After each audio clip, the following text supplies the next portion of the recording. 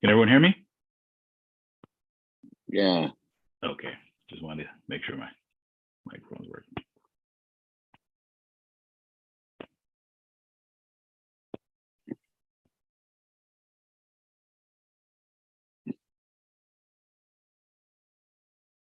Ryan, thanks for the thumbs up, appreciate it.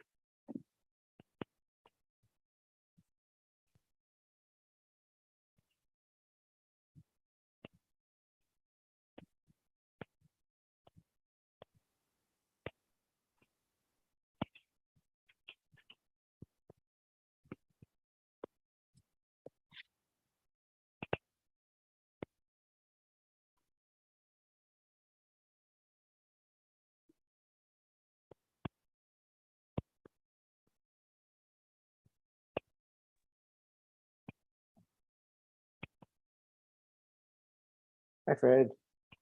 Hey, Stanley, how you doing, Mr. Greenberg? Okay.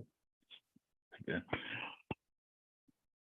All right, we're just going to allow a couple more minutes. I think we've got people floating in for the next couple of minutes, so we're going to be beginning shortly. Great.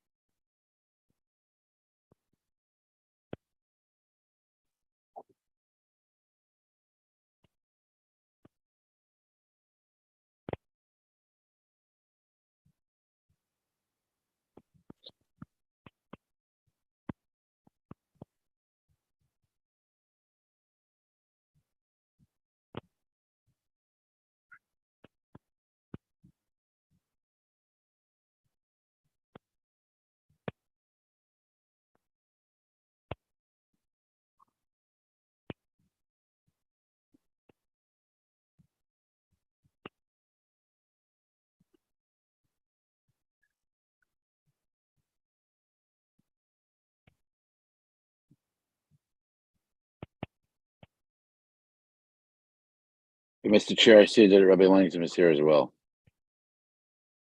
He's going to be presenting on behalf of the school. Perfect.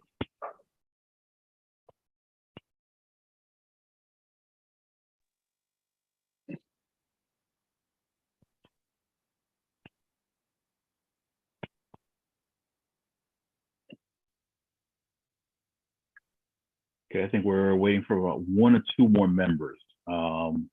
We have quorum, but just so that way we don't have to go over things again. I just want to make sure that, we just give them a couple minutes and then we should be able to get it.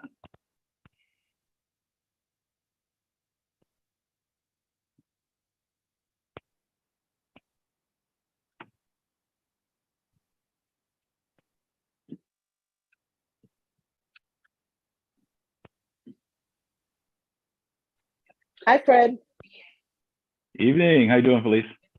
Good, good. Did you see what I sent to the office? Those pictures from that corner at Prospect Park, Grand Army Plaza there, where you could see the back of a bus, a piece of a bus. There was an accident. And that's what I was trying to bring attention to. I sent it this morning. I didn't quite see it yet. Oh, okay, because Yeah, the we got accident it. occurred. Okay. Okay. It happened sometime like last week or the weekend or something like this. And that seems to be a really big problem. The bus drivers are complaining about it. And as you see, there was an accident. And then I sent the picture where the gentleman that was in the wheelchair, he couldn't even get by, okay? Because that piece of the bus was an obstruction for him, preventing him from, getting across to the sidewalk. So, right, no one picked up that piece that was knocked off the bus yet. But that's the problem. That extension there is a problem. And if you see the bell that's there on the corner, you can see that it's been pounced on many times and is bent. So that is a clear problem. Okay. Thank you. No, thank you. So I'll definitely take a look at it. And I think that's part of the larger conversation we're having with regards to that. Flatbush Corridor, Grand Army Plaza is going to be a topic that's coming up as well that we'll probably be addressing shortly too. So, but we'll talk about that during the meeting. All right. I see the time is now 7:06 p.m. I do believe we have 4 members. Let me just confirm. So, Mr. Greenberg, I see you. Ms. Robertson, I have you. Paco, I see you on the line as well. Yep. And myself. So there are 4 members of the committee that are on. So we do have a quorum. So, okay, thank you very much. So we do have a quorum. So we are going up, and I see Mr. Granum coming on as well. So we do have a quorum. I am calling the meeting to order. The time is now 7:06 p.m. I want to thank everyone for joining us for our Transportation Committee meeting for Brooklyn Community Board 9. So the agenda has already been published. We have a number of items to consider this evening. I've already called the attendance, so I do have we do have a quorum at this time. We are now going to move on to the next item of business, which will be the approval of the minutes for the committee. So did all the committee members receive a copy of the minutes from last month? Yes, Okay. they were sent a copy. All right. Are there any changes that? Perfect. Jeff, did you receive yours as well? Yes. Okay. Yes, I did. Are there any changes that need to be made to the minutes? I didn't see anything missing. I was confused by number 3, letter E, Transportation Town Hall. It said centered around the proposed bike lane installation on the Flatbush Avenue, but I No, that is not accurate. Actually, that should have been about the bus lane. yeah, that's what I thought. Yeah. Okay, So so we'll make that that's change. Okay. Yeah, so we'll make that change into the record. So that should be a bus lane. You're correct. Okay. Are there any other changes for the minutes? Any other edits? Okay. All right. So with those changes, so do we have common consent on the approval of those minutes with that change? Are there any objections? Okay, No hearing objection. none. Okay, hearing none, the minutes stand as approved with the corrections as stated.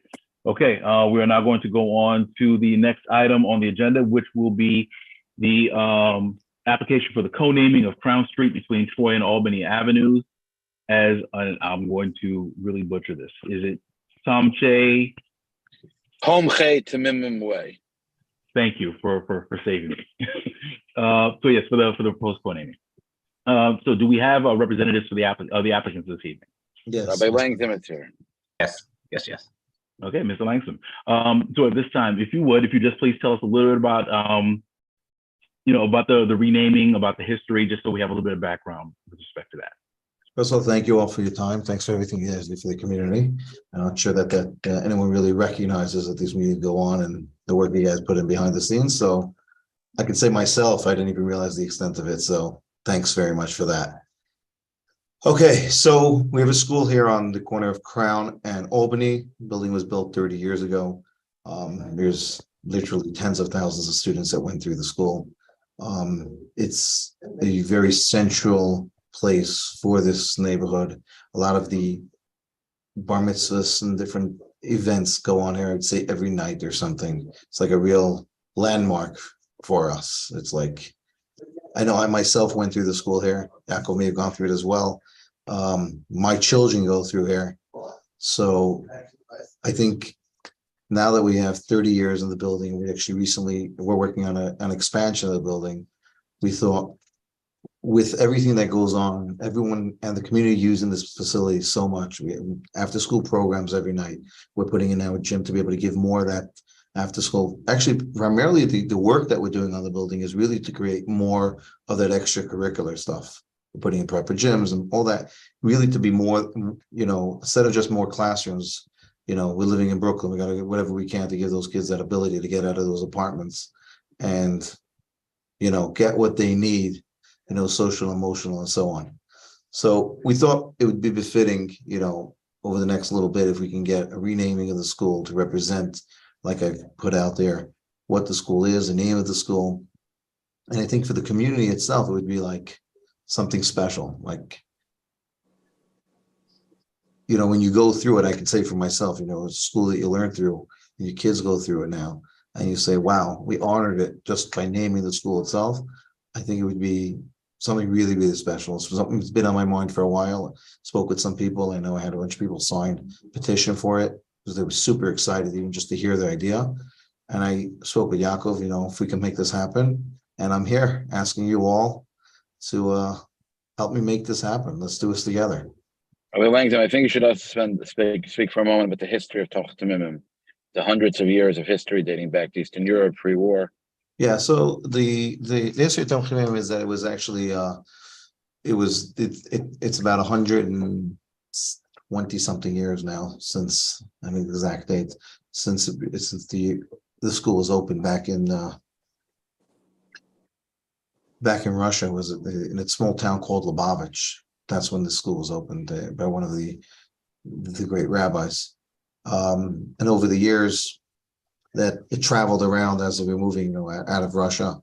And the previous Chabad rabbi, when he came here to America, on the shores of America, it was where was it over here?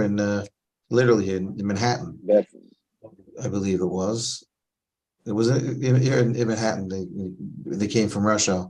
The first thing he said when he came off the boat is that America is no different. And the first thing he said, we're going to establish that school here. So it was the first, project that he took on as soon as he came to America to make sure that school continues here in America. So it's moved around. There was a Bedford and Dean. It was an Ocean Parkway. And then they built this building here in the community. In 1989, the Chabad Grand Rabbi said that we should continue to build a community. Everyone should do things to grow. And that's when the idea was to build this building here, to continue just building of the community and giving the opportunity for our children to grow. So that happened about 30 years ago. And here we are, trying to take it to the next level. And I think naming the street will really give us that opportunity to show respect for what it is. I mean, you can pass by here on any night, literally hundreds of people coming in and out. The community uses it, there's a school here, but the amount that the community uses this facility is beyond. I know we have different political events that people come by, senators and mayors, whoever they come by to, meet and greet. You have that going on here. You have families who need to make bar mitzvahs. A lot of people, different, we do blood drives here. As a matter of fact, yesterday there was a large blood drive here. The community uses this facility tremendously. And I think with being used for the community and the school and the history of the school, I thought that would be a special thing. Okay, thank you very much. Sure. All right. Is there anyone else that you have scheduled to speak on behalf of the application, or? I'd like to add something if possible as a former student and a longtime board member.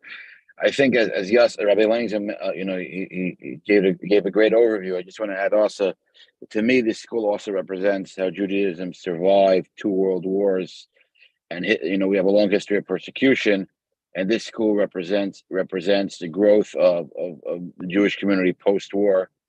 The first time it was displaced was after the First War, then it was displaced after the Second War, and eventually the school is flourishing now in Crown Heights. So the school represents generations of our community dating back hundreds of years. And I think it's Rabbi Langdon, it's a co-naming. So I think it would be befitting if we co-name Crown Streets between Albany and Troy, Toch Tamimim Way. We spoke. I know you have the board was sent letters of support by both the local state senator and the local assembly member. There are also signatures of support, and a rabbi who has a congregation on the corner also gave a letter of support, and I gave a letter of support.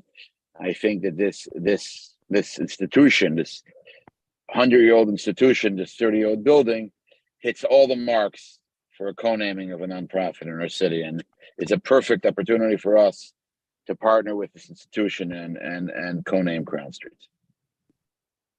Okay, thank you very much. All right, so at this time, we will take questions from members of the committee. Are there any members of the committee who have questions for the applicant about the application? Mr. Greenberg, I see you. I guess a question for you, Fred, and maybe Dante.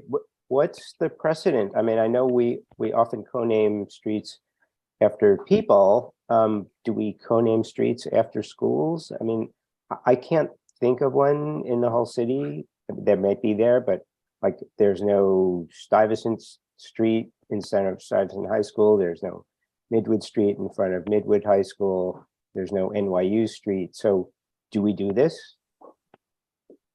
Can I respond, or Fred or Dante, do you want to respond? Well, I'm looking for like, what's the city policy? The first? city, it's in the city policy. If you look in the No, application. I'm for sorry, street I'm sorry, names- sir. I'm not asking you. I'm asking All right. the Right. community board members. I do not believe that the co-naming application is out of order, because I think that's one of the things that they do consider. Usually it's significant persons, but significant Right. institutions also, I think, might fall under that as well. But that I can definitely get confirmation. But like, for example, I know we've had co-namings for like subway stations, different things of that nature. So like Meg Rivers is co-named on Franklin and on President Right. Street.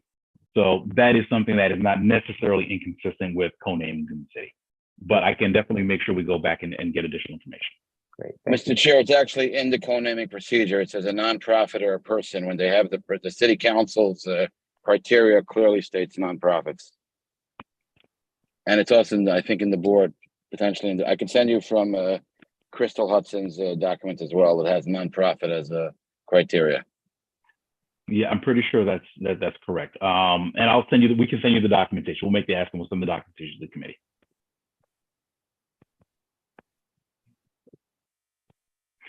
All right. Are there any other questions for the applicant or about the application?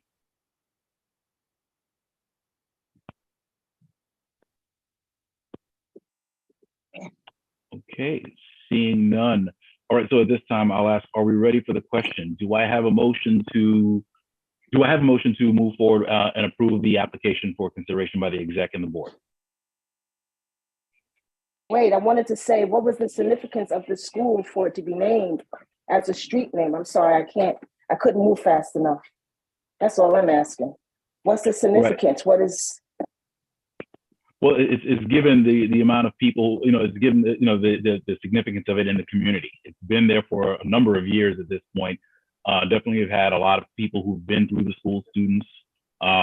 It's been there to the point made by the applicant. There's definitely a hub of community activity as well.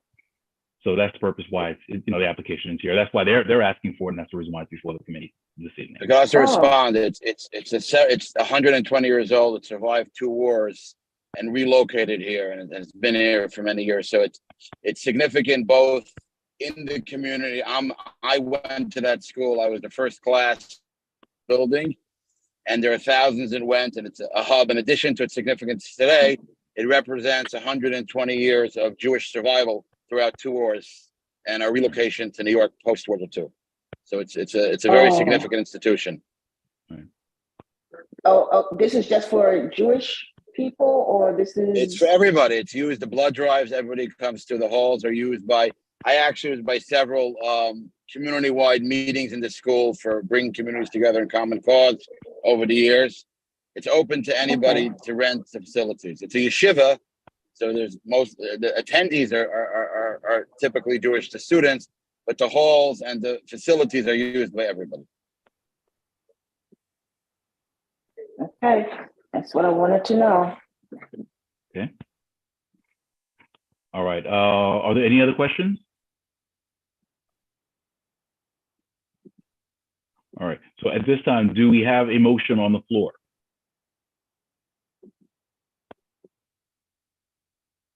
I'll make the motion to support it. All right. I see moved by Paco Abraham. Do we have a second? I'll second it. I can't move fast enough, my fingers are not moving. Okay, that's seconded. No worries. So moved, and so we have the motion on the floor. It's been moved and properly seconded. Are there any other questions or unreadiness?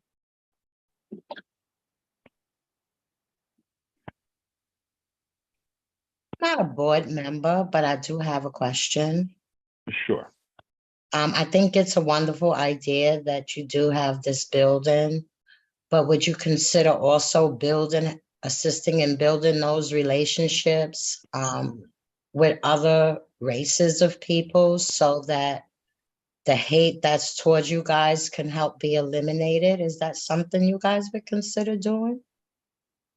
Rabbi Lang, if you want to respond, I just want to say that it's so beautiful, and I think we should all work together. I'd love to partner with you on both racism and anti-Semitism. I'd love to work with you because it's an issue that both Jews and blacks in America are facing an increase in anti-Semitism and racism, and we've stood together for generations, and we should continue to stand together. I actually, Yaakov, you couldn't have said it better. Absolutely. I mean, that's what we teach. That's what's important. At the end of the day, like we said, we've been through it together. We live here together, and we have to do whatever we can to continue, spreading the message how anti-Semitism doesn't make a difference to what race you are. We're all from the same, and we all got to treat each other the same and respect each other. And we're open to host any of these type of stuff, which we've done.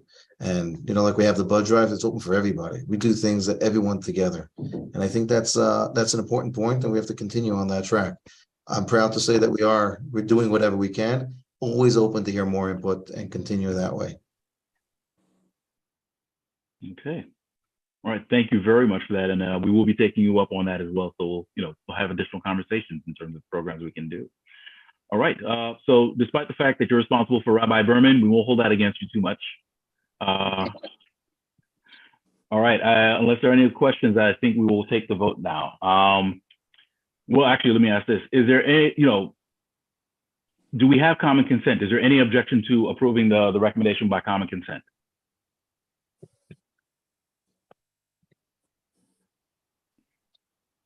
Okay, hearing none, the motion on the floor is approved by the committee by unanimous consent. We will forward this to the executive committee. They'll consider it there, and it'll be forwarded to the full board, we expect by the April meeting. By the April meeting? I'm sorry, did I say, no, I'm sorry, this month's meeting. Well, I want to say, Mr. Chair, thank you so much. I also forwarded you the criteria from Crystal Hudson's office, which includes nonprofit you can share with the committee. I forwarded it to Dante. Rabbi Langdon, why don't you thank the committee? And yes, I'd like to say thank you. Thank you all for your time. Thank you all for considering it. Thank you for pushing this forward. It's greatly appreciated. It's one of those things that we'll all walk by that street one day and say, wow. And I think at the end of the day, it wouldn't have happened without you. So each and every one of you, I want to personally say thank you. Thank you very much. Some work that you do. People don't recognize it enough. I don't think people are educated enough to know what you do. Now they got a little inside look at it. I wholeheartedly want to say thank you to each and every you, and to take your time to do what you do for the community is extremely commendable. So again, thank you all very much. Thank you. Thank you, Fred. Good luck. Thank you. Okay. Thank you. Good luck. Good night now. Okay. Good night. All right. All right. We are now going to move on to the next item on the agenda, which will be committee updates. We have a number of items that we're going to to follow up on this evening. First, just for the record, I just want to make the note. So we do have committee member Valerie Fleming. She's on as well. So we're adding you to the attendance. So we've got you on it. Okay. All right. So for committee updates, item 4, section A, Flatbush Avenue corridor follow-up. I want to thank everyone who was able to attend the town hall that we conducted on the Flatbush Avenue corridor. I want to say that I was really very pleased in terms of the community turnout. I believe we had between 50 and 60 people who came out and participated, and even more importantly, I think people were very passionate and really expressed their ideas about the corridor. So this is really meant to be an initial conversation, just to kind of get a sense of where people are, what the questions are, what things we needed to do. At this time, if I could ask, I think, Jeff, I know that you were a, well, actually, rather than put the facilitators on the spot, I think we sent out the feedback. Did everyone receive the feedback sheet that we had created? Yes. Okay. All right, so let's talk about it a little bit in terms of what does the committee find in terms of the big issues that we really need to be asking? or the big questions that we need to be considering.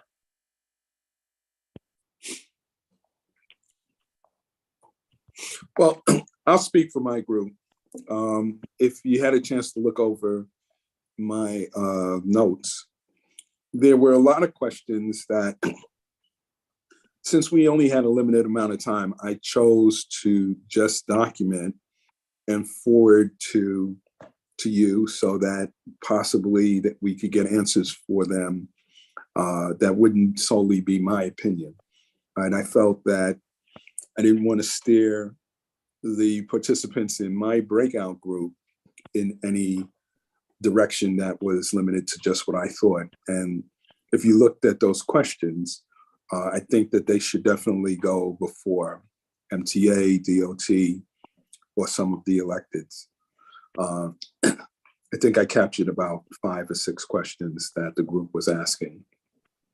The rest of it was things that I kind of felt we've been talking about amongst ourselves in our meetings, which is the concern that the bus lane could have an adverse impact on the surrounding areas as parking shifts to side streets and traffic shifts to side streets. That seemed to be the consensus of the folks participating in my group. Okay, no, thank you very much for that. Okay, anyone else? One thing I wanted to say, I looked over the document you sent out. I know Callista's group seemed somehow like they had triple the amount of time. They went through so many things. My group didn't have that much more to add. But the thing that I took away reviewing Jeff's notes and Callista's notes and your notes and my notes is that there were a lot of good questions asked. Some people clearly don't have a lot of transportation expertise, or some are just, bus users or something, or just in the community. But the questions raised are all good and valid, but they felt very similar to the questions asked about any change that DOT brings to any corridor. And I don't want to dismiss any of the questions. And like Jeff said, they should be presented to MTA and DOT, and, we should help relay information to people. But I think it's interesting, the more that we see, like, we're looking specifically at Flatbush, but essentially, since there's no specific plan for people to react to other than like large scale ideas, it feels like, people are always a little bit scared of change sometimes, or just have questions. But then once a change is instituted, hopefully it's for the better. If not, hopefully it could be tweaked. But it almost felt like Flatbush is not as unique as I would have expected people to be asking questions. Perhaps the fact that it stretches so many districts, like we were just talking mostly about CB9. I know some people in my group were talking very much about, no, prioritize downtown Brooklyn and like Flatbush Avenue up there. But perhaps the more unique thing is that Flatbush Avenue stretches through all of Brooklyn. But as for the changes and the ramifications of adding a lane, or does it take away parking, or their specific hours, like, to me, those are the same questions that come up with any bus lane project throughout the city. So I think we should try to get the answers for our fellow neighbors, but also realize that, to me at least, most of the questions are not brand new questions that have not been answered before, if that makes sense. No, it does. And the thing is, I think that they weren't surprised, just from my take, that I didn't hear too many surprises. I think there were a couple of other angles that maybe I hadn't considered, but I think there's a lot of things that have probably popped up in conversations in the committee. But I think that really what it was is just to make sure that, we're kind of reading this correctly too. So I think those questions that are there are questions that have come up here, and I think those are things that we definitely need to bring back to MTA and DOT, to your and Jeff's point. I just want, I think that might be part of that next step in terms of making sure we get answers to those. But then I definitely want to start going towards, All right, so now that when we get a better understanding of the issues and the challenges, making sure that that shapes the conversation in terms of what they start planning on. So I think that they were truly pain points. I think, if you're going to close down, to Jeff's point, if you're going to start, eliminating parking on there, that's going to be a big one. I think one of a couple of the groups, I think in my group, talking about, well, how extensive are the changes? Are we talking about, I don't know if it necessarily happens, but are they talking about bike traffic on Flatbush? Which is a challenge already, because I think there's just certain sections where the real estate gets really tough. But I'm sorry, but let me let others speak as well. But I think this is what we were trying to get, that kind of feedback from the community. Anybody else wanted to discuss or share thoughts on the document? Thomas? Are you open to non-members? No, you're not allowed to speak, sir. Absolutely, please. Okay, I'm on the ULURP committee, but I was an educator and practitioner in transportation planning. I don't want to make this a transportation 101 comment, but apparently Flatbush Avenue has a problem, but it's not well defined. So we need to know, and there are many people who use it: small vans, large vans, buses, trucks, bicyclists, pedestrians. Each group has its own goals and its own needs. I know that the transportation people include a bunch of experts who know how to do all this stuff. Take traffic counts now, put it in historical perspective, and begin to narrow down what the problem is for everyone before they begin cranking out solutions. But in this case, somebody said, wouldn't it be nice to have a bus lane on Flatbush Avenue? But that's kind of the cart before the horse. So maybe we should be asking them to provide a description of the process they are using that is satisfactory to us. Answering questions about what's wrong, what's right. The issue that was raised by Paco, I believe, on this is a linear system. It goes from one end of Brooklyn to the next. And like all linear systems, it goes through several political constituencies. Very complex problem. So we should be satisfied that they have defined the problem well and understand what the various options or solutions are going to do to us. There are going to be many, many unanticipated consequences to this bus lane. Some of them were raised. What happens? You're just going to take parking off of Flatbush Avenue? I think the merchants might have something to say. I think it's important for us to demand a description of the process that's going to happen, and then for us to have input on what kinds of solutions are being proposed, the bus lane being maybe just one of them. So that's my kibitz for this issue. No, thank you for that commentary as well. And I think that's where we're trying to steer towards. And committee members jump in if you as well. I think the way they looked at Flatbush Avenue is what's that saying? If you're a hammer, everything is a nail. Everything looks like a nail to you. So MTA's coming at it and say, no, we're a transportation company. So we look at Flatbush Avenue and say, well, how do we speed the buses up and down Flatbush Avenue? So the sensible thing is make it way easier for buses to get up and down, give them their own lane, so that way everything can go up and down much faster and they get priority lighting and everything, and that works for them. But to your point, there are a lot of unanticipated consequences that we would have to live with in the district. So this is part of the reason why we started this dialogue in terms of saying, well, listen, you know what? The priority can't solely be to speed bus lanes, because then that's going to affect a whole lot of bus speeds, because that affects a whole lot of other things up and down in the community. So just kind of establish what the priorities are. Do we want to speed buses? Sure we do. But we also have other considerations that if we're going to do any changes, we need to make sure that we're anticipating those as best as we can. Obviously, there's just not enough real estate, not enough Flatbush Avenue to get everything we want to see out of that. But we got to definitely make sure that we're coming with our priorities and what our concerns are to make sure that those are addressed in any plan that comes up. Yeah. Sure. Go ahead, Hassan. It's a critical artery and it's used by many different people. It's difficult to see everyone doing well. If the buses are improved, maybe somebody's going to pay, a pedestrian or a bicyclist or a merchant.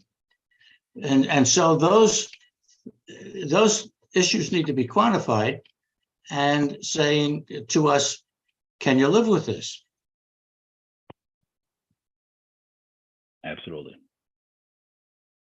So Fred, I don't know what the plans are to convene DOT and MTA in one meeting at any time in the future, but I think that might be something that we as a committee should strive to do, because one of the things that I think everyone here knows is that the geographical difference on the northern end, the center, and the southern end of Flatbush Avenue make it such that that one size fits all solution is not going to produce the same results in each one of those zones. You know, particularly where we are, which is the configuration that I would say begins at Nostrand Junction and ends, let's say, at Grand Army Plaza. And then from Grand Army Plaza north, it's still pretty dense. But the fact is, the southern end has a different situation and requires a different approach than what we need.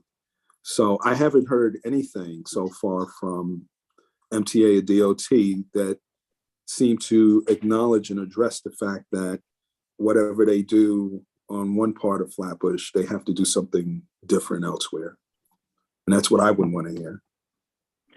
You know what? I'll give them this. I want to say that I think in their approach, they kind of looked at it in that framework you said. They're looking at it, those three sections. They said, listen, Northern Flatbush, you have some issues, challenges there, which is different from South Flatbush, especially when you get towards Kings Plaza, towards the end of that route, which is different from, to your point, when you get to that middle section, the character changes a lot. I think they kind of hinted towards it, but it's absolutely something that we need to make sure is a point that is taken, to your point, that it can't be one size fits all for the entire corridor. And I think I will share this. I've had conversations with some of my counterparts in other community boards as well, and Dante's been active in that in terms of the DM side, where we're trying to make sure we understand that we're having conversations as well, because we don't want it to be a divide and conquer kind of a situation. We want to make sure that this is something that works for everyone who's along the corridor to the best extent we can as well. So we're having these conversations here. We are having it on a larger macro level in terms of with the other, the adjacent community boards as well. I think we're really working on this. We want to try and make this work to the best extent as possible.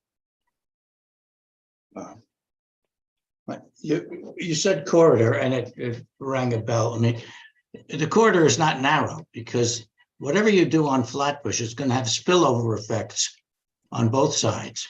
If you eliminate parking, people are going to try somewhere else. The trucks have to have some place. So the word corridor should include a fairly broad swath of people who are going to be affected by whatever is done to that street. Absolutely. And I think that's one of the good things that I think one of the takeaways I got from our town hall, in terms of, I think that there was, a larger framework than just saying Flatbush. I mean, we looked at some of the intersections we know that have been problematic in the past. Definitely on a couple of occasions, I heard people talk about the merchants.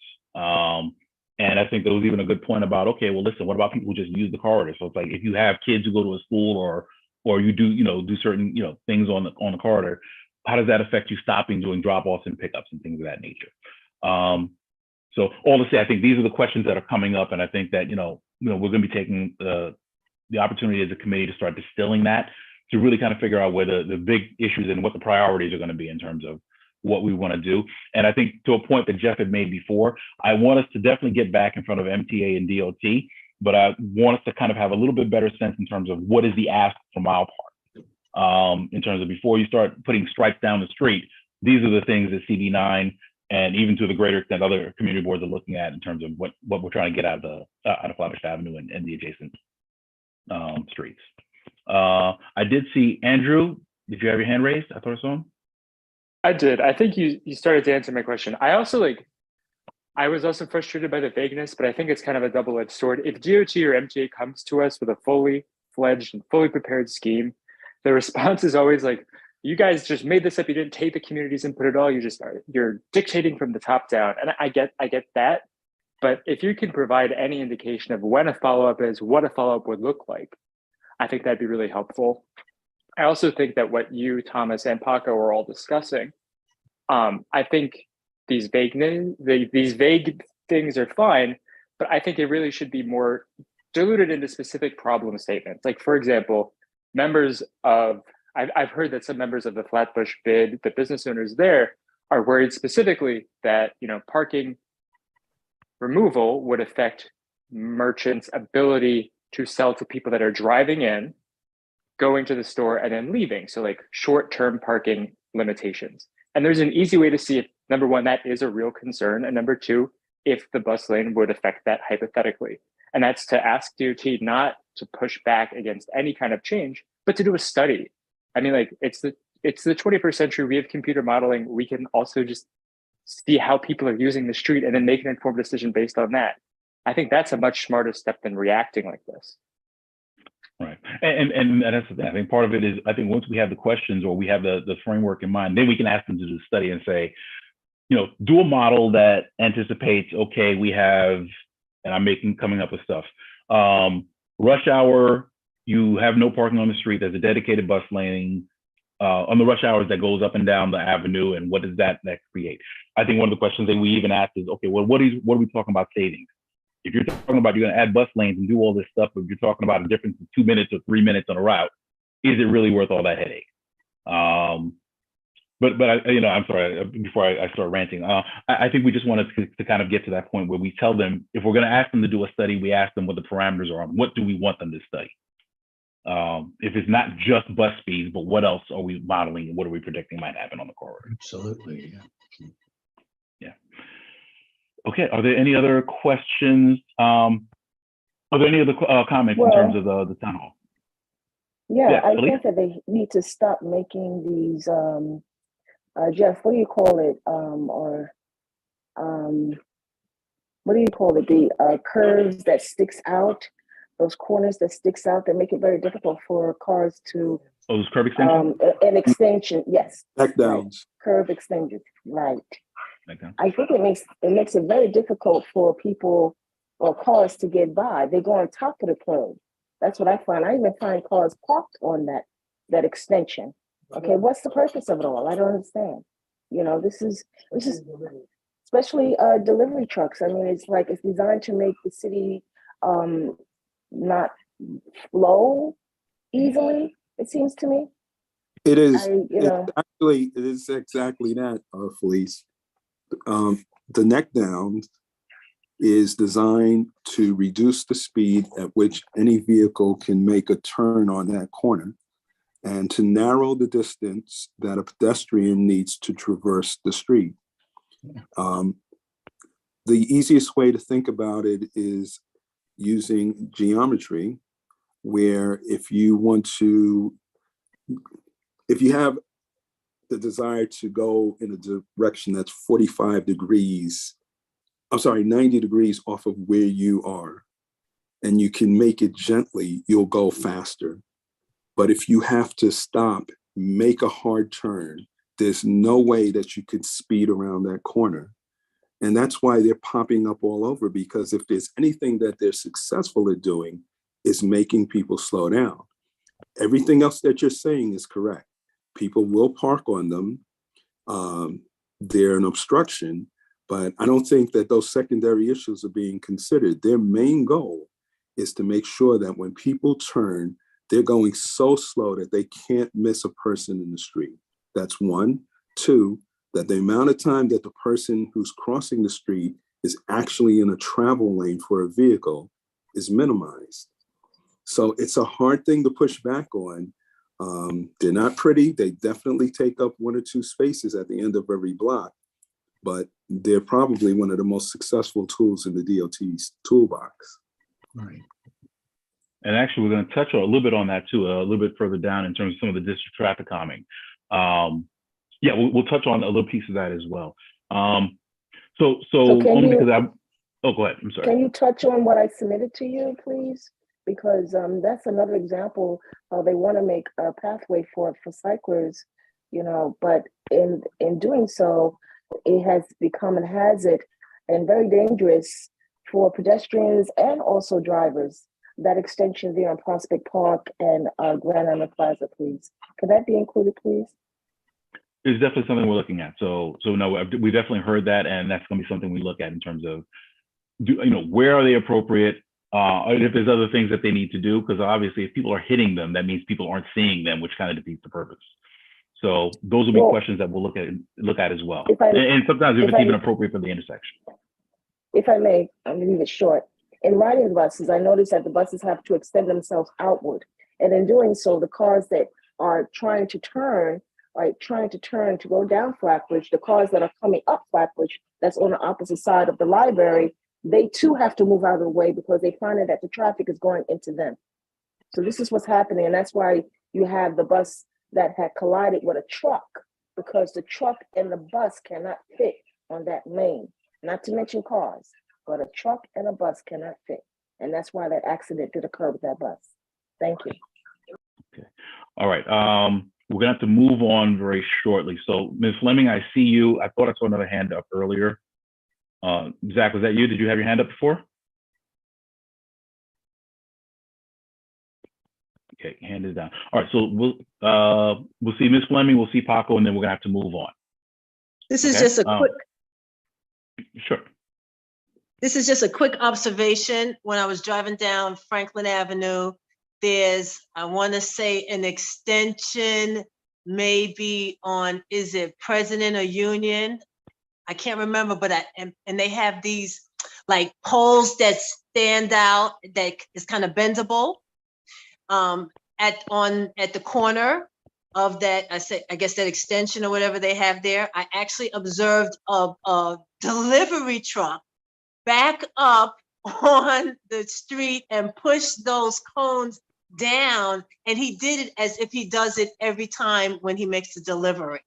So the time and the effort that was put into putting this as a safety precaution, now, the delivery person, for whatever reason, took the liberty of making his own parking space, and to me, damaging those things that were put in place for safety purposes. That's just an observation. Thank you. No, thank you for that. Paco.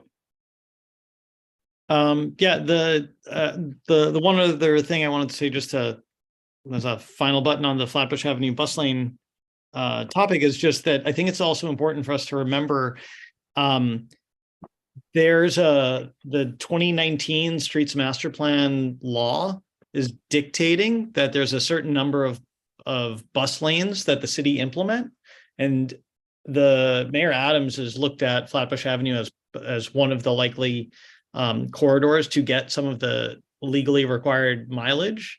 And the fact that it has, as we mentioned, it goes through so many community boards and elected officials, they are all vocally in support, at least, I don't know about all the way down by like Kings Plaza, but Lincoln Wrestlers District up in downtown Brooklyn, Crystal Hudson's district, Rita Joseph's district. So like, it's definitely not a one size fits all fix, but it is almost a one size fits all political support for it.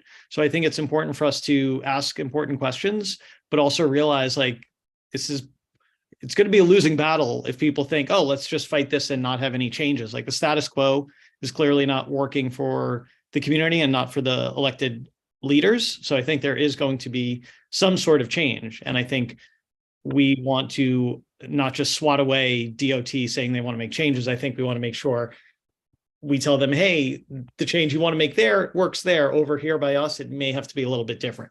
But, you know, I think sometimes it's easy for a community board to have an adversarial position with any city agency. And I don't think that usually benefits anybody. So I hope that we, you know, work with DOT rather than against them. No, absolutely. All right. So in terms of next steps, so what I want to do, and I heard it before, so what I want to do is we'll distill that document we sent out to some of the questions that I think were raised. So at the very least, we might be, hopefully they'll send that to DOT and they can give us some initial answers. So hopefully that answers some of those and gives us a little bit better perspective. And then what I would like to do, hopefully within the next, you know, and I think based on, maybe perhaps based on what comes out of that, we'll have a better sense in terms of what our next steps are in terms of how do we want to proceed? How do we craft a recommendation? But we'll at least start with that step in terms of getting that information, get that back to the committee so we can have that conversation and move forward on that. All right, so we'll try and get that for next meeting. Mr. Thomas, I see you. But it's got to be very quick. Yep. Is there any possibility of a coalition of all the various boards that are affected by what happens by this linear system? Because it doesn't stop at the border. We're already thinking in that sense. I've had conversations with some of my counterparts, and Dante has on his side as well. So absolutely, this is something Great. we're looking at and we're contemplating. Okay. All right. Great. Thanks, everyone. And if there's any additional questions, please always feel free to send that to the board office or to myself as well. And, you know, and we try and integrate that. All right. So we're going to move on to item B, the Brooklyn Bus Network redesign. So there was a district level, I guess, workshop that was held, was it last month? I want to say it was last month because they're all blending together at this point. So, so definitely, I think that there are a number of changes that are proposed in the district. Some of them are smaller, but some of them do have some definite impacts in terms of the bus lines that are in the district. Dante was able to reach out. I think that the original document was over 600 pages, and we heard a lot of feedback that it's overwhelming. To say we're going to look through all of those. So he was able to get one that is district level that looks at all the bus lines that come through our district specifically. We've gotten feedback already in terms of, I think that there are a number of lines that they're concerned about. And I think one of the concerns, one about the changes that are proposed, but two, even about the outreach that's done as well, where we probably need to try and figure out some better outreach in terms of, I think that there are constituencies along those lines that we need to hear from. And perhaps they may need to activate in terms of giving input. So let me do this. Let me just open it up. So for the committee members and for those who are in attendance, have any, you know, are there any comments, initial comments with respect to the proposed draft?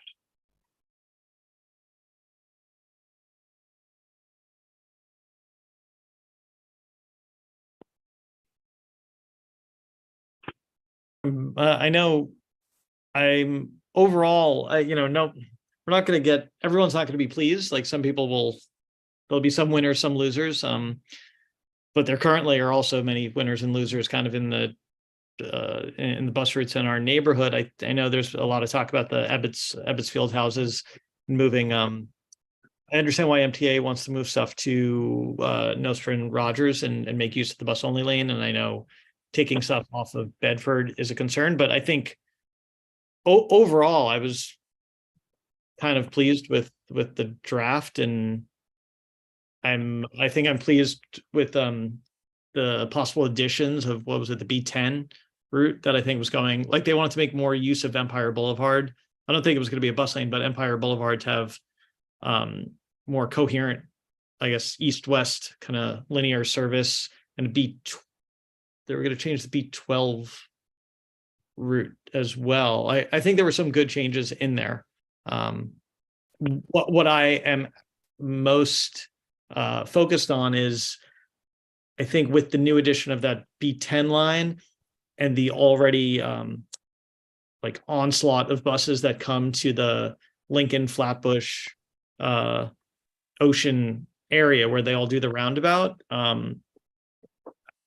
I'm just, I guess I'm puzzled how it's all going to work because it already doesn't seem to be working when there's buses and layovers there. And then for them to add more buses, even if they move like the one bus stop on that corner, there's just a lot of buses coming there. I think bus service is good for the neighborhood. Tweaking it is good. Overall, I think the plan works, but still needs some changes. But yeah, that it feels almost like an abundance of buses there that I do wonder if they've realized how much space it would actually need to make the changes that they're proposing. No, thank you for that. Thank you for that. Yeah, I mean, it's not all bad. It's not all good. And I think that's what it is. It's not all bad. It's not all good. And it's really about trying to figure out the balance. I think one of the other things, some of the other feedback we've heard is I think there's what part of the intent is also, I think, or one of the things we need to look at is what stops are moved or eliminated. Because I think that part of the plan is also to reduce the amount of stops that are on there. So that way they're not every block and a half, 2 blocks. But then again, if you start making them every 3 or 4 blocks, that becomes problematic too in terms of access.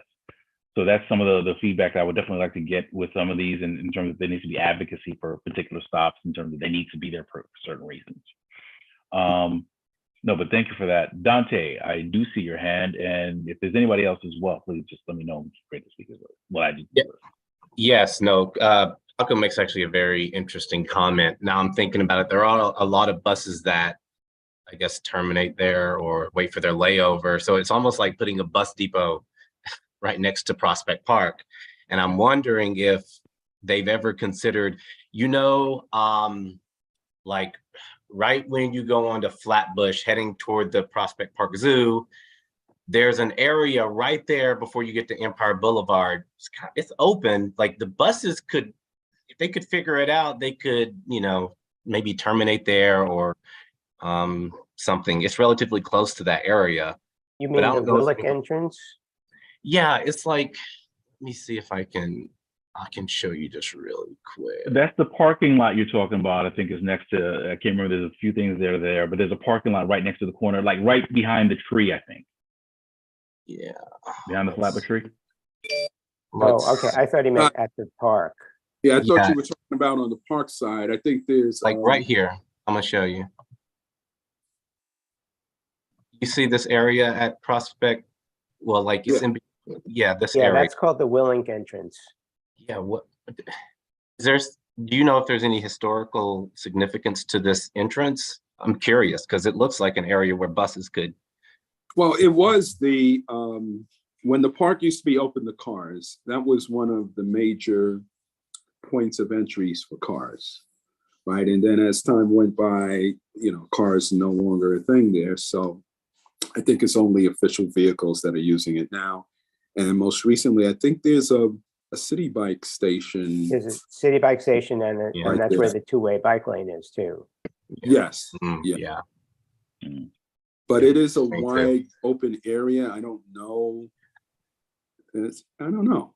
It's across the street from the train That's station. probably mapped as parkland. So yeah, I wouldn't get my hopes up about that spot. I don't get my hopes up about many things, but it's always worth the question. It's always the question. Thank you, Mr. Chair. You have to have a dour expression when you're in CB9.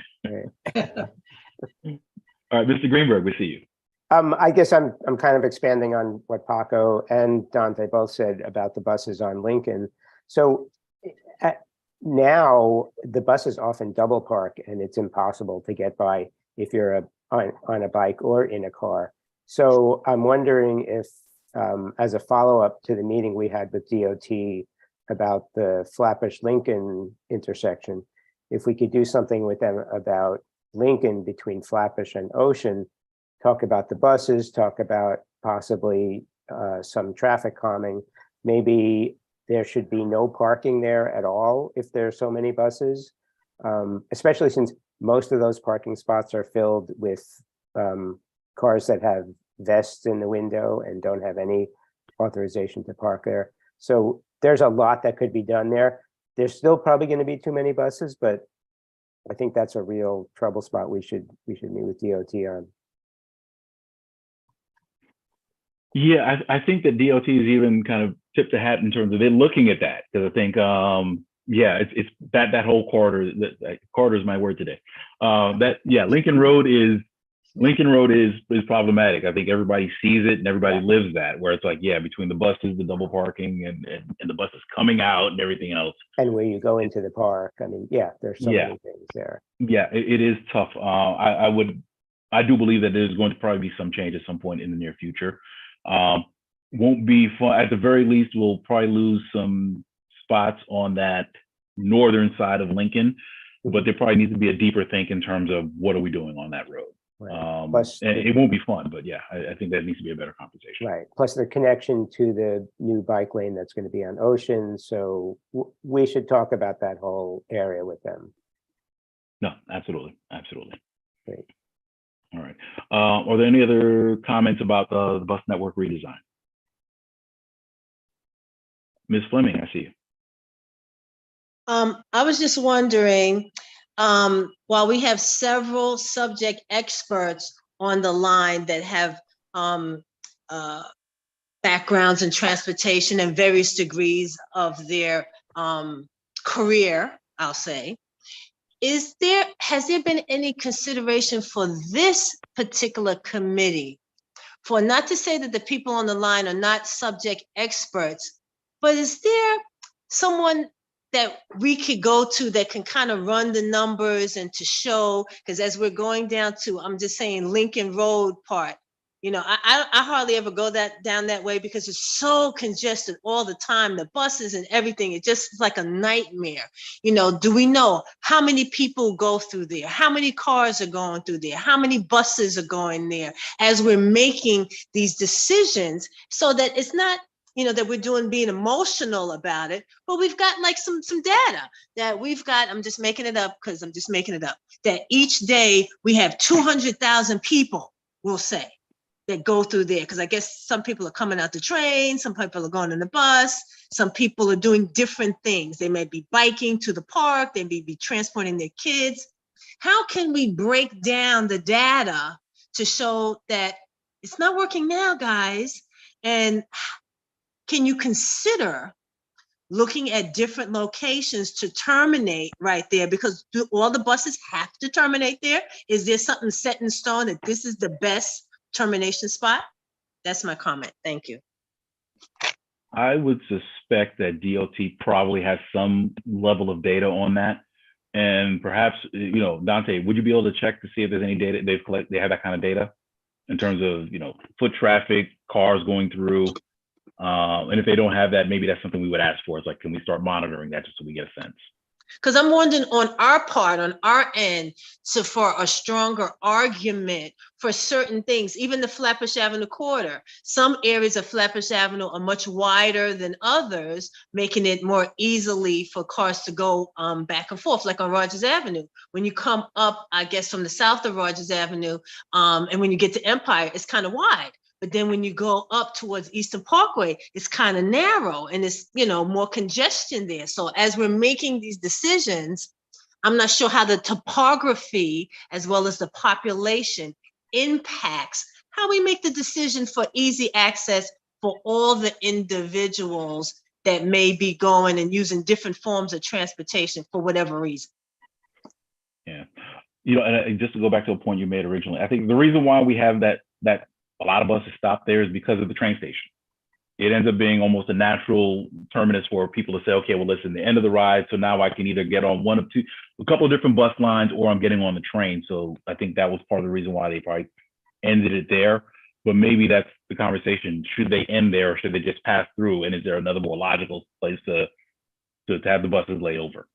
So I don't know, just to throw something out, maybe they go through, they don't come around and end there. They go up to Flatbush Avenue or Washington.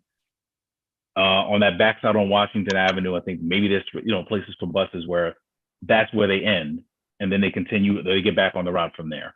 You know, all options that maybe we can consider, but to your point, I think what you started with is, yeah, we need to get data on this because that helps us get a better sense of what we're looking at and what we might be able to do. Thank you. Okay, I did see, Andrew, did you have your hand up? I thought I saw. Nope, you got it. Oh, okay, all right then. Okay, now the one thing I did want to say with that is I do have a concern because we've gotten a lot of feedback, and this is something that we want to make sure that people have an opportunity to weigh in on. So one of the things I would like to do, because I thought the town hall worked very well, I want to consider outreach in terms of even if CV9 is able to do something similar to what we did with the town hall for the bus corridor, for some of the lines that are affected, even if we can get people to come and speak to that, because I think that there are definitely concerns about the outreach and the impacts on especially a few of the places that we mentioned this evening. So that might be something. Are there particular bus lines that we would want to look at? I think the 49 is definitely a natural one. Are there any other bus lines that we want to try and do an outreach just to kind of get a sense? Do we want to try and get a sense of the B10? What lines would we, want to look at in the district? Is B10 a new route, Fred? I'm not familiar with B10. That will be a new route, and that goes to the point, I think, Paco, if I'm misattributing, they're looking at doing a B10 because if we notice, there's no bus route that goes straight up Empire Boulevard. Everything turns off at some point, so you don't have anything that's going west to east. So I think the B10 is a route that's proposed that would actually utilize more of Empire Boulevard. I can't remember offhand where the route's supposed to go directly, but I think that's part of the objective with that. Paco, do you remember specifically? I think it was supposed to go, I took note of it because my daughter's school is like the edge of Brownsville, and I think it goes Empire Boulevard all the way to East New York Avenue and further east that way. And that was terminating at Lincoln Road also? Yeah, I think the western terminus would be Lincoln Road by Prospect Park, but the eastern terminus, it would go down towards Pitkin Avenue and stuff, like all the way over there. I think as a west kind of central Brooklyn route.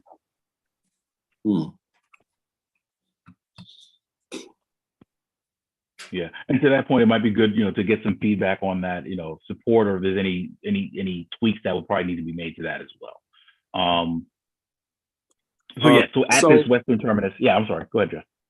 I was just going to say that the one thing I've heard from having sat in on other community board discussions is the impact of reducing the number of stops that many of the lines will have going forward, which will result in people having to walk further.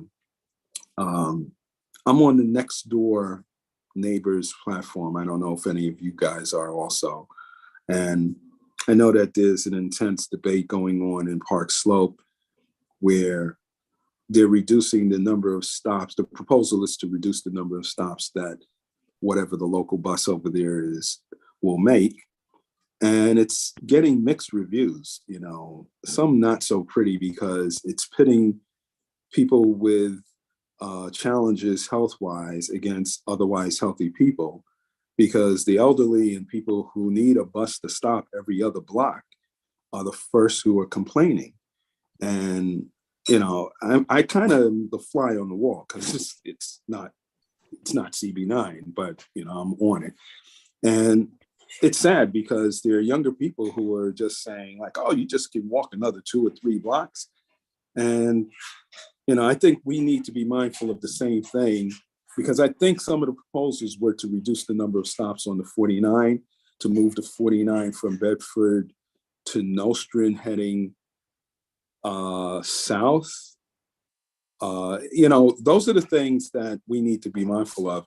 And we don't have representation on this committee that is of a certain age. Let's be honest, right? I might be one of the oldest people on this committee, but we need to be mindful of that, even if they're not here to speak up. What is the impact of having a bus stop 4 or 5 blocks away when it used to stop every other block? So that would be one of the things I would want to raise if we have the audience of MTA. Okay. All right. I do see some hands going up. I do want to make sure we move on. So Andrew, I see you. Dante, I see you. Valerie, we see you. And then we just want to kind of put a bow on that. We'll go to the next steps and we'll go to the next item. Andrew, go ahead. Yes, speaking quickly, I totally agree with what was just said. I think in addition to the spacing of stops, I think we should also consider the spacing of time and the timetables. I'm, a frequent rider of the B44, but I saw that they were introducing a third variation. There was the SBS, the limited, and then the local, but there was really no distinction between those three that was actually in the documents. If you could, or if somebody on this board could kind of get DOT or MTA to explain what those differences are, how does that, like, I take the B44 to get to my job on the weekends when the service is abysmal, and I've given up and started biking, even though it's not as safe. But like the other thing is buses that have multiple termini or just stop halfway through, the kind of ratio of buses that again, speaking from experience, B44, it just stops at Lee and Flushing Avenue sometimes. And then everybody gets off and waits for the next bus that is actually going all the way down to Williamsburg. Like having those minutia that explain how you are as a rider of the bus is very different than looking at an overall map. The time to walk between stops, but also the time that you have to sit out in the cold or stand and sit there waiting for the next bus, which on a weekend, on a Sunday schedule, even for the SBS, is sometimes 20 or 30 minutes. No, and thank you for those points. No, so absolutely. So we'll make sure we try and get that information as well. And we need to get that kind of feedback. Thank you for that. Ms. Fleming. Well, this is just to piggyback off of what Jeff said. For those of you who don't know, I have a position at the Major Owen Center. And so I get to see thousands of people come to our facility.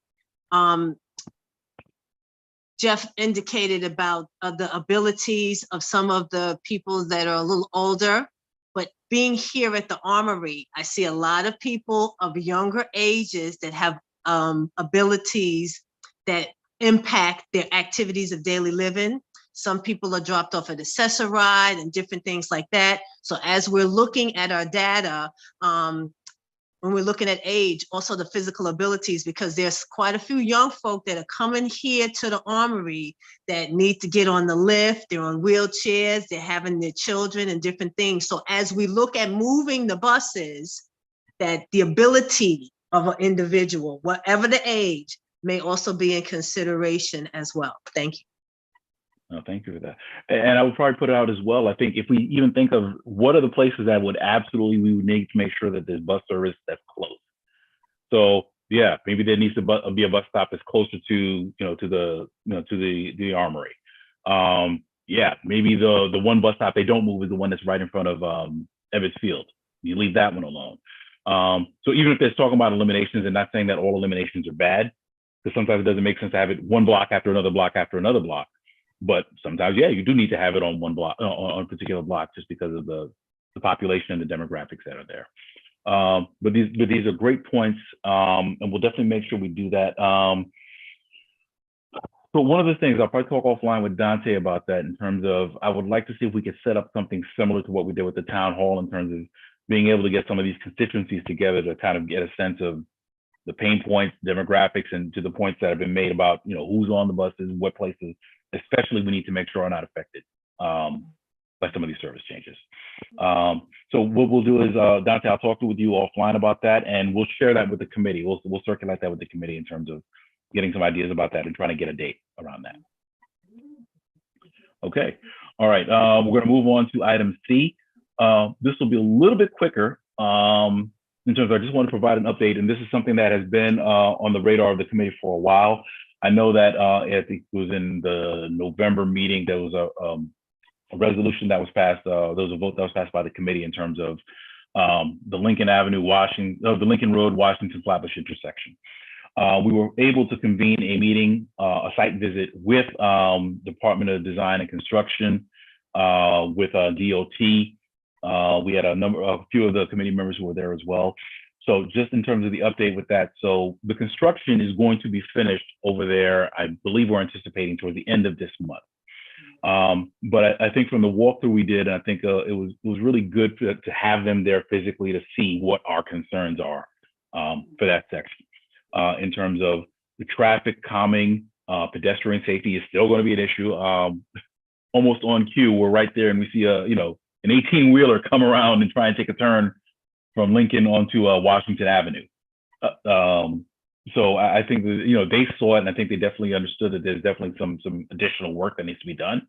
DDC is finishing the construction piece of that, but I think there's going to be some additional conversations in terms of the traffic calming and safety signage that needs to be there, and perhaps some enforcement issues that we also need to make sure we're addressing with NYPD.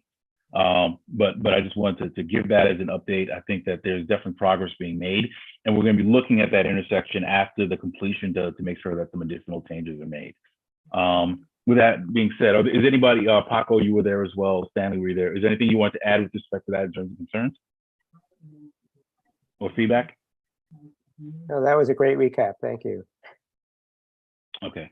And again, One thing I'd add is I'm just looking forward to it obviously being done, but then what the community can make of that area. Because even right now, with a few Jersey barriers in there that are still for, you know, protecting the construction equipment, it's a lot of space. It's actually like and it's right next to 1 block from the park, but right next to the subway as well.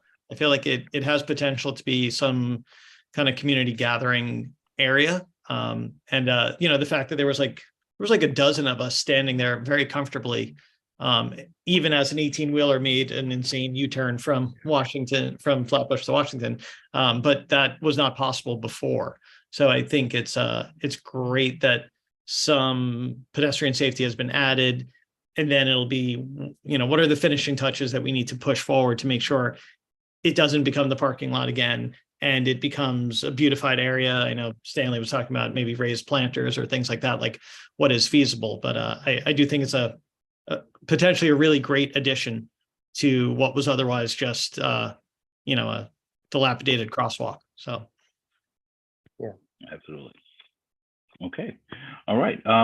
So more to come, and definitely after, you know, we'll loop back in and make sure we loop back in with DOT right after that project is completed. Okay. All right. So now I wanted to go to item D, which is about district calming and safety improvements.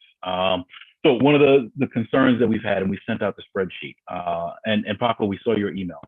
But so what we've done is the district office has compiled a spreadsheet of as many of the outstanding requests that we've had with DOT. The bulk of them are for speed bumps, in terms of there have been safety issues and concerns that have been addressed over the years.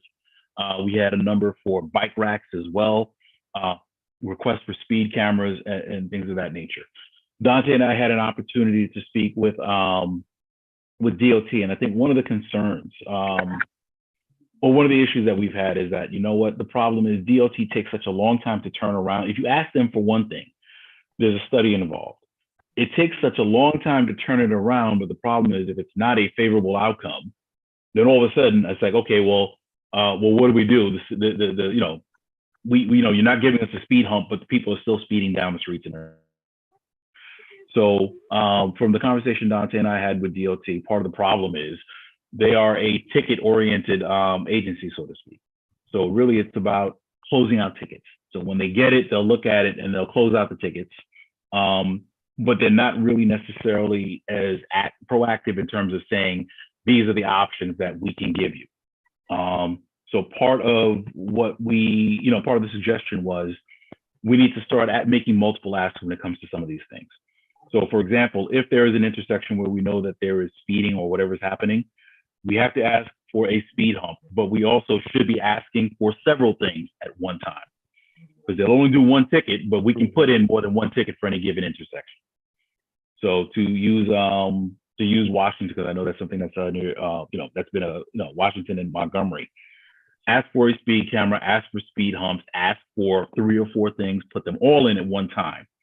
And then it's on DOT to say, okay, well, listen, you know what? One of them has to come through.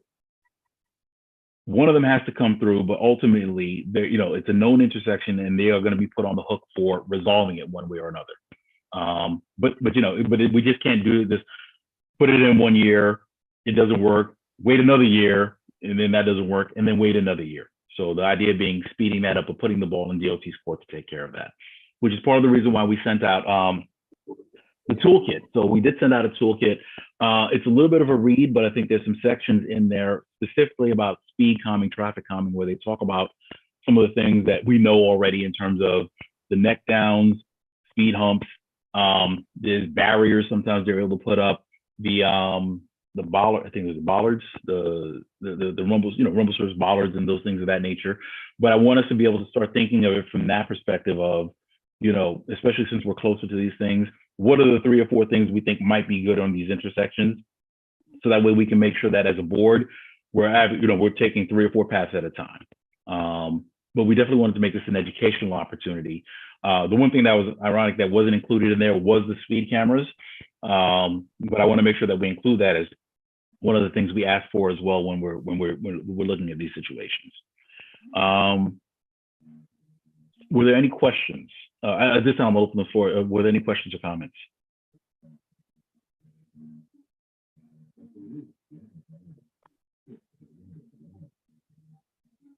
So I guess I appreciate the way that we'll make the multiple asks, I guess, but like, I still wonder, like, what's going to come of it, or what can we do? Because it still will be, even these asks that we make will still take, speed hump still takes 2 years for them to get back to you on, most things are like a 12 to 18 month study period. And like, I'm thinking of that, the parent, Eva, who came to a few meetings that I know lives on Lefferts in Washington. And like, she's been requesting a speed hump for 8 years on that street. And like, it was interesting to see the full grid, and I appreciate you sending it out, but like all these requests, like, I feel like we just, or at least on certain streets that, let's say Sterling, Lefferts, Lincoln, Maple, like, they all have speeding. It's not enough for DOT to say like, oh my gosh, this is insane, but people are complaining about the same thing on every single street. So I just don't want us to waste our time and energy. Okay, now we have to make 3 requests for each of these 6 streets when it really is like a neighborhood plan that is needed. And like, some of it's already had, like Rita Joseph already wrote that letter requesting all of those speed humps. She outlined like 8 of them that she wants in there. Like, so I'm still a little stuck as to what we can do. I mean, I do think using a broader stroke and asking for more things that have, data to show that they prove to be successful in reducing crashes is good. But I'm just worried, like, what do we tell all these people that have been coming to our meetings, or us that are making the requests as well? Like, okay, now we have to make 3 times the number of requests and for more things, but what results are we going to get differently? Hopefully the plan is that we get a result, as opposed to serially making requests that take a year and then another year and then another year, another year. If there's 3 or 4 of them, it takes a year. One of them has to pull through in a year, because I think that was roughly the amount of time that they said it takes for the DOT to do the study. Actually, probably have to add another 6 to 10 months or something like that, because then they have to schedule it, because they do these things on a cycle or rotation. But the idea being an answer comes back. I think that one of the things that we hit on that works as well is that this is a list that needs to be shared with our elected officials as well, because then they have the opportunity to put the pressure on. So if they don't fear the chair of CB9 or the district manager, perhaps they'll get a better reaction, from the council, local council members, in terms of, I've got constituents who are beating down the door. And it's perhaps that, multiple asks coming from multiple places, but it's consistent. Everybody knows, and we're all on the same page. And we're leveraging those relationships with the elected officials. It's not an answer. I mean, it doesn't speed things up, and I know that's not great, but I think we want to make sure we get to that point where I think we're making a push in terms of doing the old ways not working. Let's see if hopefully this gets us better results. Okay, Valerie, I see you, then I see Felice, and then Stanley. Okay, this is quick. I was wondering, who is our real advocate? We've been talking this for quite some time, and you've been doing your due diligence, putting it in, following up. But where do we go, as Paco is saying? We put in the one request, it's denied or it's put on the back table. So now we're saying put 3 on the table, which will probably be denied or they look at. So I'm trying to wonder, while I appreciate Rita Joseph sending in her information, but do we need to kind of put them, I don't want to say on blast, but is there a collective collaboration that could occur that's showing this systematic approach that DOT have of not doing real work? And I'm not going to say not doing real work, but we've been asking for speed bumps for a while. We've been asking for certain things for a while, certain traffic calming things for a while. And why does it take so long? So I'm asking, what is the 5-year plan? What is the 2-year plan? On the 3-year plan? Are we looking at Brooklyn South, at the Southeast part? Or we're looking at the Northwest part and we're going to be doing X, Y, and Z? What is the real schedule that we're talking about? And why does it take so long? And for example, the speed, well, we call it a speed bump, but it's a speed hump on Crown Street. I believe the reason why we were able to obtain it is because we were able to get the assistance of the Citizens Committee of New York, and they were helping to advocate. And it seemed like soon after that, within like maybe a year, we were able to get the speed bump. So again, how can we make this a bigger concern, because it blankets such a wide area? Thank you. Point well taken, and you're right. And perhaps and you know what, and as you say that, you're right. Maybe we shouldn't be accepting the status where it's like, if that's the model, where it's like they do one ticket and it takes a year and another ticket takes a year, maybe that's the problem. They need to do it differently. To that point, then listen, that's something that perhaps we think about that and we make that recommendation. We can do that as a resolution from this committee, a resolution from the board that we can take to our local electeds and say, listen, we need to talk to DOT because whatever they're doing is not working. It's not working. It doesn't work for us. And it just keeps situations open for years. And it threatens lives. And perhaps that's the pressure we need to put on them. Because I'm not trying to complain. I'm just trying to say, how do we kind of, okay, come on, folks. I mean, how no, can you we come up shouldn't be with complaining. you know. And even if it was a complaint, it's a valid complaint because then, we're living with these situations for years. Right. That's not acceptable. That's not acceptable. And you're right. And perhaps we should play a little bit more offense with this as well. And Thank really you. bring it to them. Okay. Felice, we see you and then it's Dan. Yes, let's complain. I'm union. So, that's what we do. So here you have it. I've been asking for some sort of, I don't know if to call it a blockage. I don't know if to call it a speed bump. Okay, let's say speed bump, but not on Washington, more likely on Montgomery so that they don't turn into that corner so quickly. Now, we've had several accidents already. We have several requests already. There are police reports. So I'm wondering, can we collectively put all of that together to show the emphasis and the importance of this strip on Montgomery? This is my question, because I think that when it's being sent through, it's just another request, and there is no attachment to go to this request or to these requests to show the urgency and the importance of when you're going to do this, because this has been going on for 7 years, or is it 8? Okay, but we're steadily getting accidents on this corner. So I think a police report should be attached. I have plenty of pictures to submit back to you if you need. I still have them to show that the cars are going into the building, into the stores. Okay, we've had an accident already here where somebody did get killed because they left the bike there to show, this is a memorial right here in the corner. So I don't know what more they want. Come on, this is enough already. Thank you. No, absolutely. No. If you can resend whatever you have. Dante, if I could ask, can we get the crash data and everything like that? Can we request that crash data from DOT?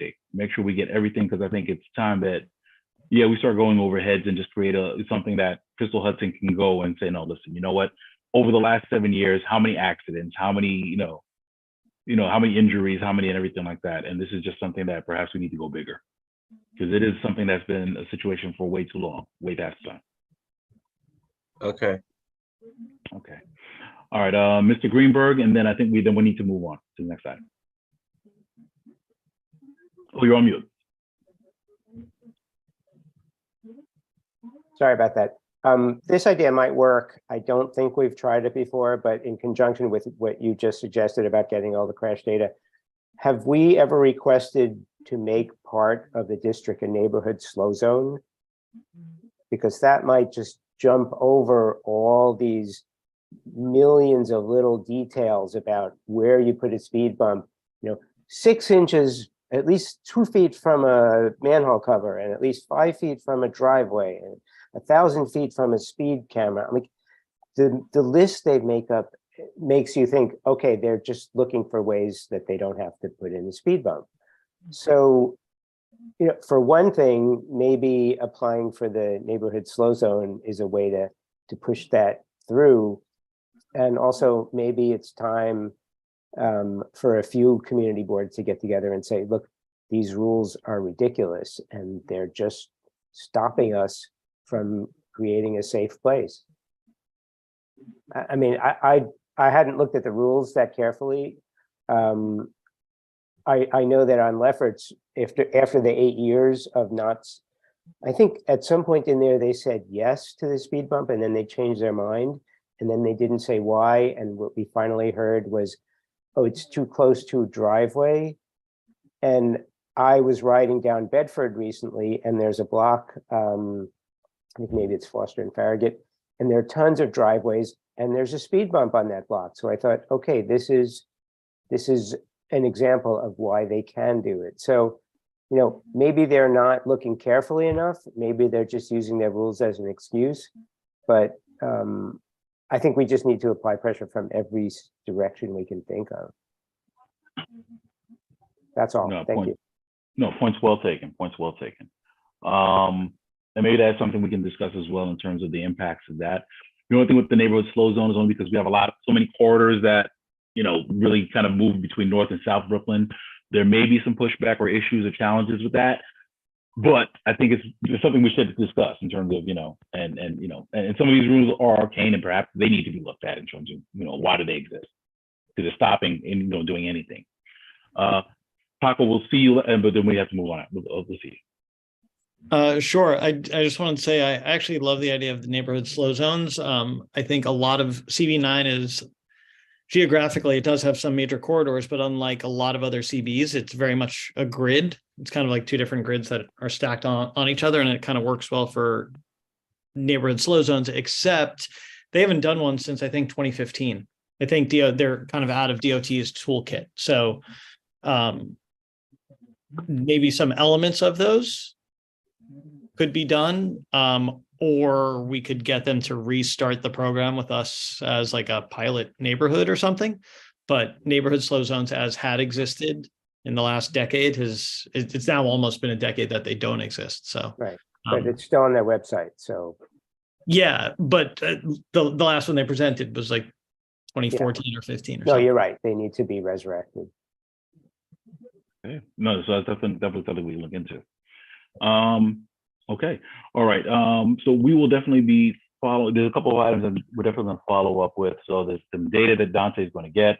We'll try and see if we can get some additional information on the neighborhood slow zone. And I think I like the idea of the speed calming. We need to build a coalition because there's too many things. DOT says no, no, no, no, no. And I know that a lot of other neighborhoods have had similar issues. So maybe there needs to be some kind of rethink in terms of how do we do these things so we can implement faster and eliminate these situations. Dante, we see. Yes, quickly. I just want to be honest. I'm going to draw you to the realities. I know I'm going to put the request in, but just because I put it in, don't expect it's going to come back fast, but I will stay on top of them because they're my favorite agency. So just know that. I'll put the request in, I'll stay on them, but it might take a little bit of time. Thank you, Dante. Okay. All right, thank you. All right, so now we're going to move on to item 5, district bike lane survey. So this has been a conversation in terms of as we're looking at the district, it's a patchwork of bike lanes and sharrows and all kinds of other things. And I think it's at least worth us having a discussion where, especially as you see bike traffic is increasing, the safety issues have just done, the crashes and the injuries and everything you see that they're increasing. We should have a more comprehensive dialogue around what bikes, bike cycling in the district, to make sure that it's something that is safer. It makes biking more predictable. We decrease the amount of accidents and issues and everything of that nature. So one of the things that I did want to do, as a matter of fact, Dante, do we have a representative from DOT this evening? Not that I'm aware. Okay, we were trying to get someone from DOT to show up for this evening to actually give some information with respect to the bike surveys. Yeah, they didn't respond to that request, by the way. Okay. All right, that's an offline conversation I'll have. But one of the things we do want to do is we want to have someone come and give us at least information in terms of what data points they use, what results we would expect, what kinds of things, and toolkit is one of the other words of the night. What's in the toolkit with respect to that as well? Because I know in a lot of instances, the city has put in protected bike lanes. Get a sense of when does that make sense? When does that not make sense? And what are the things they put into effect with regards to that? Is it, curbside bike lanes, the effect of street, if it's on the street side, how does that work? And a number of different things.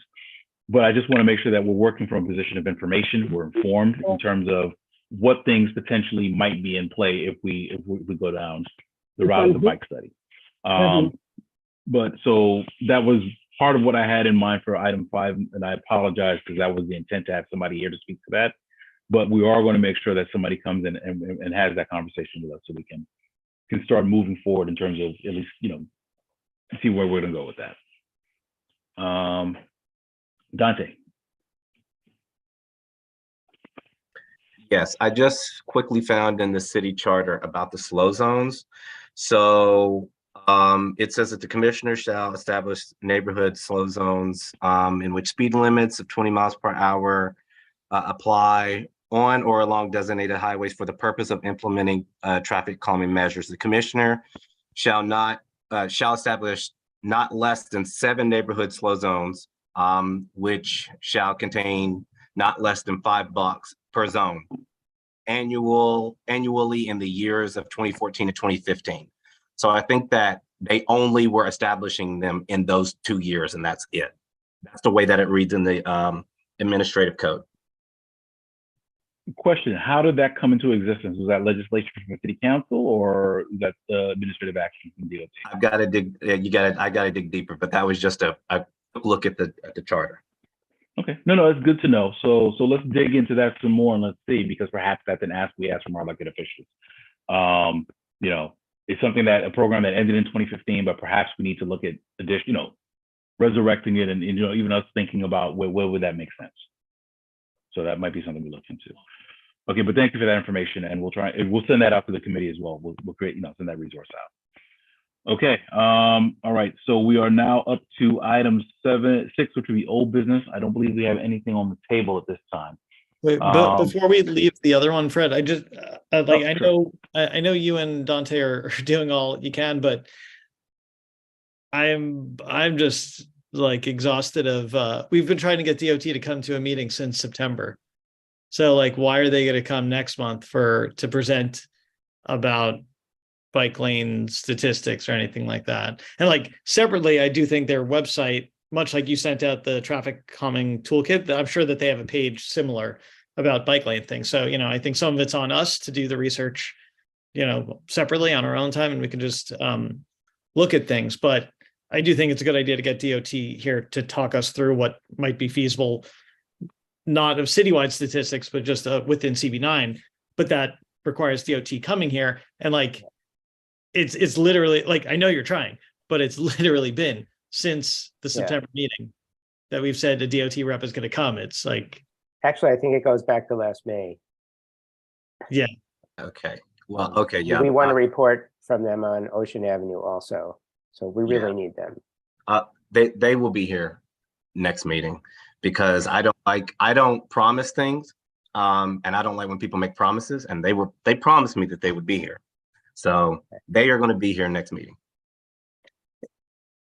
Yeah, and this will be something specifically I'm going to bring up with Borough Hall. and the commissioner. The commissioners are going to get a letter from me directly as well. Great. This is a conversation we've already had in terms of it's a city charter thing where they are supposed to be responsive and come when we ask them to come. You know what? I always get it. Life happens. Maybe you don't come every meeting. Makes sense. Maybe there's not a value in that. But if we've asked a number of times over a few months, that is just a blatant disrespect for the board, and it's clearly a violation of the city charter. So you know what? If we need to go that route, we'll go that route. We can do it the easy way, or we can go harder if we need to. But you know what? It's a disservice to this committee and disrespect to this community to not show up when we ask you to come up. So we're going to address that, and Dante and I will take care of that on the side. And might I add, if they come, it's going to be a once in a lifetime opportunity.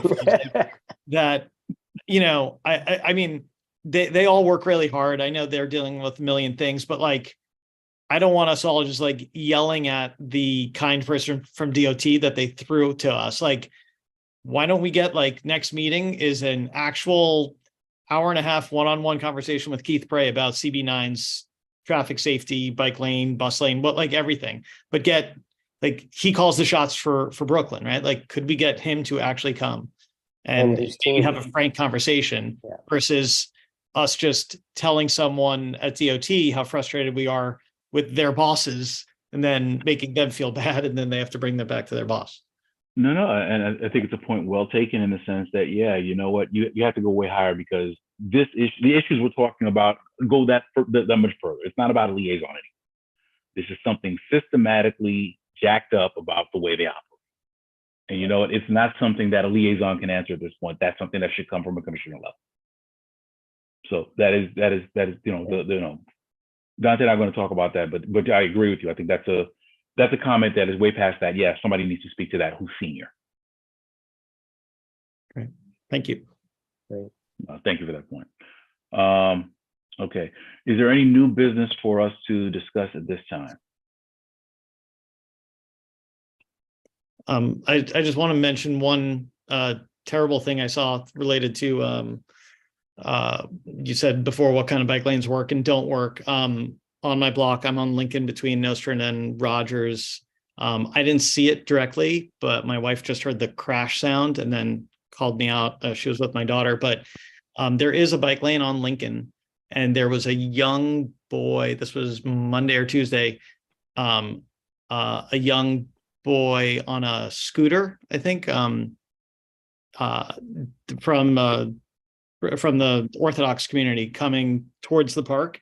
And he got doored really severely. She didn't see it, she just heard the sound. But I think the driver, the car was parked. Dooring is, when you open a door without looking at what might be there. I think it shows that, design matters. And even though there's a bike lane, and Lincoln on at least my block is a little bit wider than some of the others, yet still the swing of a door can hit somebody in the bike lane. It knocked this young kid off his scooter. She then took my daughter and they kept going. I stayed and waited for the ambulance to come. And then I haven't heard of a fatality, so I'm hoping he made it, but I was there. I watched him have a seizure. It was really bad. So I think when we're looking for improvements to the neighborhood, I think it's really important that we don't do these half-assed design solutions. Just paint on the ground does not really do anything. The car was not even moving at the time. The driver was getting out of the car. And I don't want to put him at fault other than he was not looking, I guess, as the door opened, but he certainly had no malintent. I do think he was a terrible human who didn't care that he hurt the kid, and then he just refused to give any information.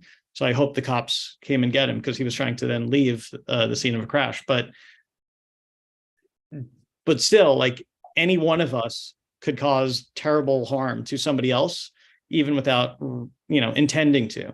And I think sometimes the cops can't be there at all times, but a good design can really go a long way to make something that, two people bump into each other. But, is it the kid has a seizure or the kid just falls down and has a scrape? I think a design solution really could be life-changing. So whatever we get Keith Bray to come and talk to us about, like, I definitely will be pushing for as much buffered space, protected space, all that sort of stuff, because otherwise, you know, like if we didn't hear the crunch of that sound, and if the driver wasn't pissed that his door doesn't close now, like this wasn't in the news, no one reported it, you know, these things happen a lot and can happen to anyone. So I want everyone to be safe out there, but I also want the designs to be better. No, absolutely.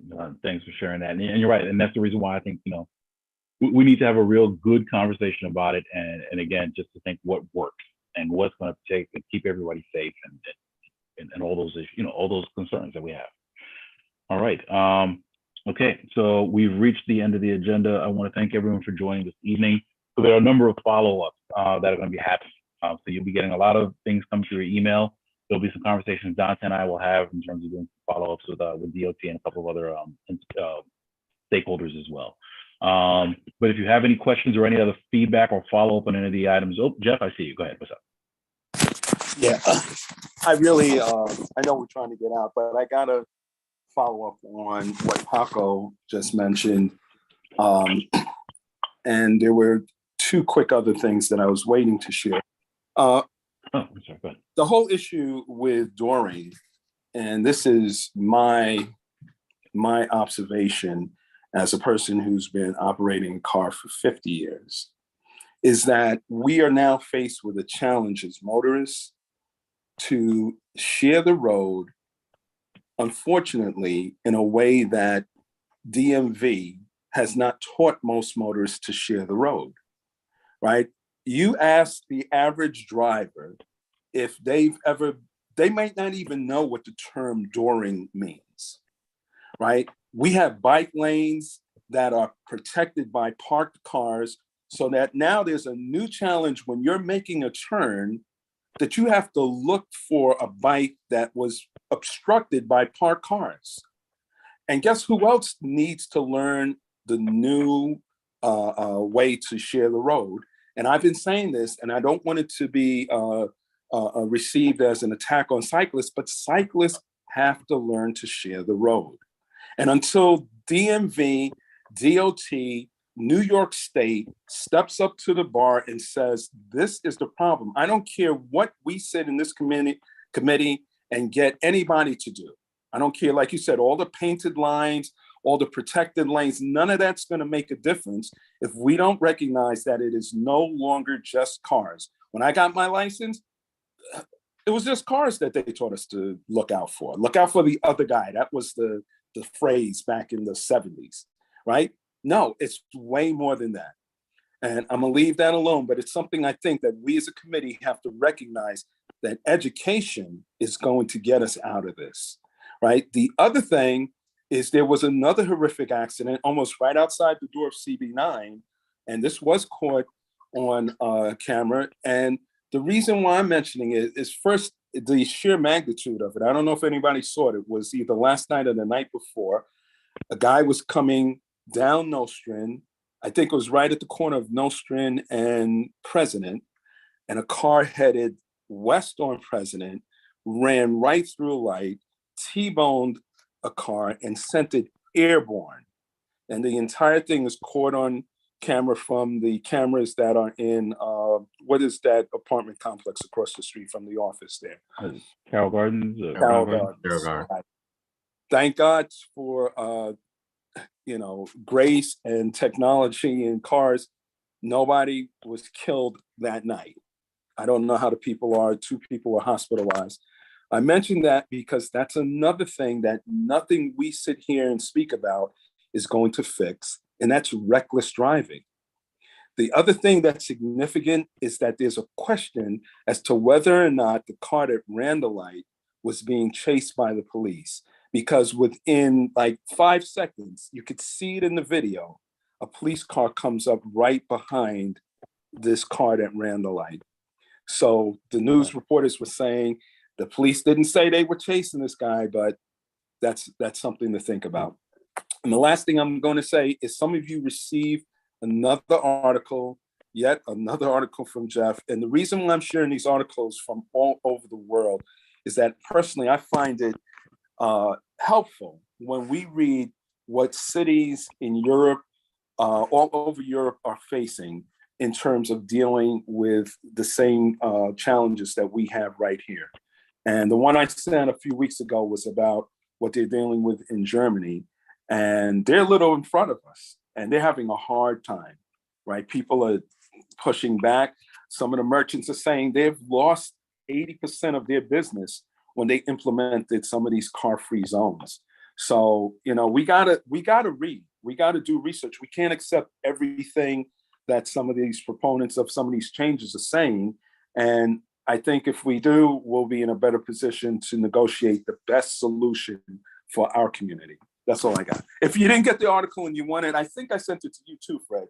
So if you have it, you know, if anybody wants it, you can take a look at it.